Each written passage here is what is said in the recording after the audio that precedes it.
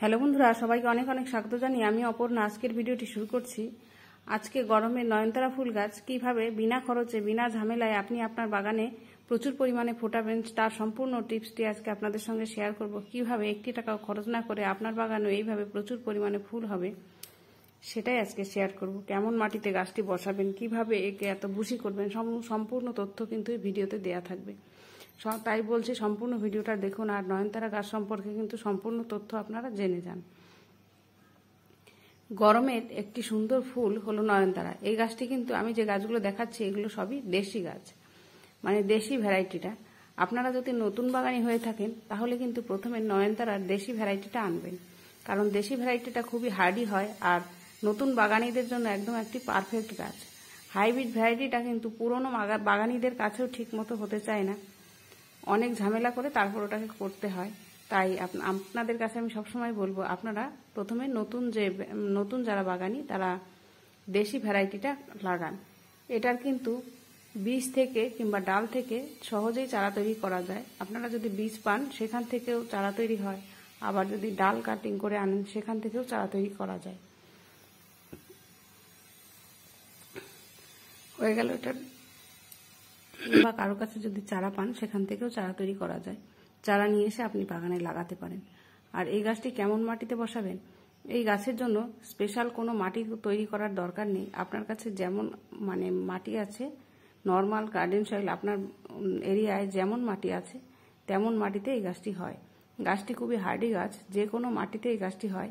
তাই আপনার বাগানের যে কোনো মাটিতে আপনারা বসাবেন। আর টবে বসাতে গেলে একটা জিনিস খেয়াল রাখতে হবে, যাতে টবের গোড়ায় বা মাটিতে টবের মধ্যে জল না বাঁধে সেইভাবে মাটিটা তৈরি করে নেবেন আর ড্রেনেজ ব্যবস্থাটা ঠিক করে নেবেন।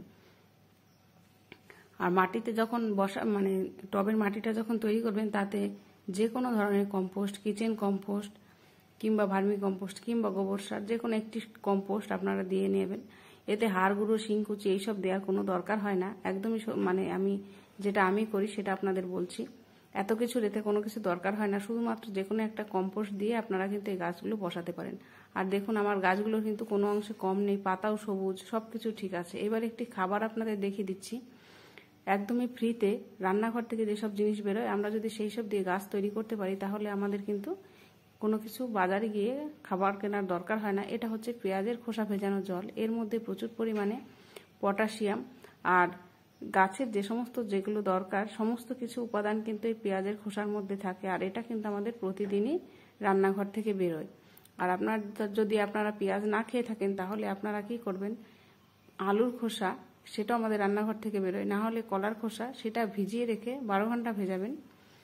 তারপরে আপনারা প্রত্যেকটা গাছে সপ্তাহে 1 দিন করে দেবেন।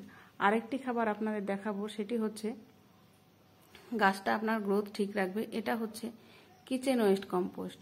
ওখানে শুধু দেখালাম শুধু পেঁয়াজের খোসা, আর এখানে সমস্ত রকম আছে, আলু, পেঁয়াজ, কলা, সমস্ত কিছু, ফলের খোসা, ফুল, সমস্ত কিছু দিয়ে যেখানে আমি রাখি। আর এই যে লিকুইডটা এটা কিন্তু আমি সমস্ত গাছে দিই। যত রকম গাছ আছে আমার বাগানে সমস্ত গাছে কিন্তু আমি দিয়ে দিই। আর সেটা আপনি 1 বালতি জলে 1 মগ করে নেবেন, 10 লিটার জলে 1 লিটার মিশিয়ে নিয়ে সেই লিকুইডটা আপনারা সমস্ত গাছে ব্যবহার করবেন। আর এইবার বলি এই গাছের কি কি যত্ন করবেন। প্রথমেই আগে এই গাছটি যেখানে সারাদিনে রোদ্দুর পায় এমন জায়গায় রাখবেন, সারাদিন প্রচুর পরিমাণে রোদ্দুর পায় এমন জায়গায় রাখবেন। আর আমি যে লিকুইডগুলো, যে ফ্রির খাবারগুলো দেখালাম, এই খাবারগুলো দিয়েই কিন্তু আমার গাছ এত হেলদি আর এত প্রচুর পরিমাণে ফুল ফোটে। আর এই গাছগুলো এত পরিমাণে ফুল ফোটে, শুধু ফুলই ফুল দেখা যায়। তাই আমি সবাইকে বলবো প্রথমে আগে আপনারা যদি বাগান শুরু করেন কিংবা যদি আপনারা পুরনো বাগানিও হয়ে থাকেন তবুও নয়নতারা গাছটা কিন্তু আপনারা বাগানে লাগাতেই পারেন, প্রচুর ফুল হয়। আর এবার আসি এর কীটনাশকে। এতে খুব বেশি কীটনাশকের দরকার হয় না। সমস্ত গাছে যখন আপনি কীটনাশক দেবেন তখন আপনি এতে সামান্য পরিমাণে কীটনাশক দিয়ে দিতে পারেন, না দিলেও চলে। আর যদি আপনার শুধুমাত্র নতুন বাগানি হয়ে থাকেন তাহলে আপনার কাছে কীটনাশক না থাকলেও আপনার এ গাছে কোনো রকম কীটনাশকের দরকার হয় না, তার জন্য নতুন করে আলাদা করে কিছু কীটনাশক কিনতে হয় না। আর যদি পুরনো বাগানি হয়ে থাকেন, যদি কীটনাশক থাকে সব গাছে দেওয়ার সময় এই গাছে একটু দিয়ে দেবেন তাহলেই হবে। আর বিশেষ কিছু যত্নের এর কিন্তু দরকার নেই। এইভাবেই কিন্তু প্রচুর পরিমাণে ফুল আপনার গাছে, আপনার যে নয়নতারা গাছ তাতে ফোটাতে পারেন। তাহলে ভিডিওটি আজকের মতন এই পর্যন্ত। সম্পূর্ণ ভিডিওটি যারা দেখলেন তাদের জন্য অসংখ্য ধন্যবাদ। নমস্কার।